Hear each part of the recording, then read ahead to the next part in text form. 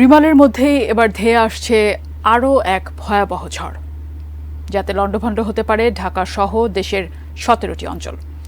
ঘণ্টায় ৮০ কিলোমিটার বেগে আঘাত হানতে যাচ্ছে এটি।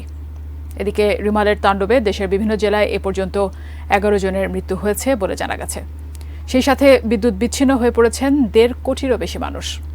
রিমালের তাণ্ডব শেষ হতে না হতেই আরেক বিপদের আশঙ্কা। বিস্তারিত জানাচ্ছেন এসআই রাজ।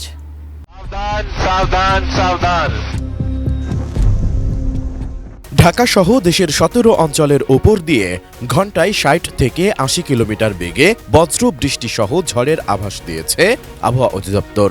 সোমবার আবহাওয়াবিদ মোহাম্মদ ওমর ফারুক স্বাক্ষরিত এক বিজ্ঞপ্তিতে এ পূর্বাভাস দেওয়া হয়েছে।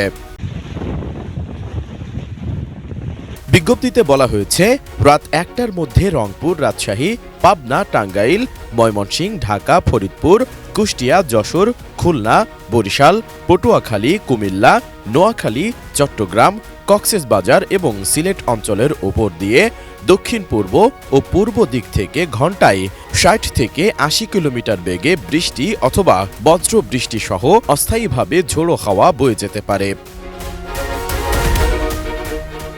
পাশাপাশি এসব এলাকার নদীবন্দরগুলোকে ২ নম্বর নৌ হুঁশিয়ারি সংকেত দেখাতে বলা হয়েছে।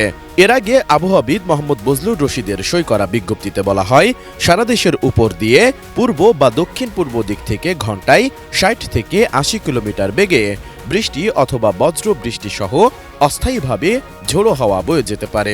এসব এলাকার নদীবন্দরগুলোকে ২ নম্বর নৌ হুঁশিয়ারি সংকেত দেখাতে বলা হয়েছে। অপরদিকে সোমবার সকাল ৯টা থেকে পরবর্তী ৭২ ঘণ্টার আবহাওয়ার পূর্বাভাসে বলা হয়েছে, আগামী ৩ দিন রাজধানী ঢাকা সহ দেশের অধিকাংশ জায়গায় বৃষ্টির সম্ভাবনা রয়েছে। আবহাওয়ার সিনপটিক অবস্থায় বলা হয়েছে, উত্তর পশ্চিম বঙ্গোপসাগর ও তৎসংলগ্ন এলাকায় অবস্থানরত প্রবল ঘূর্ণিঝড় রিমাল উত্তর দিকে অগ্রসর হয়ে উপকূল অতিক্রম করবে।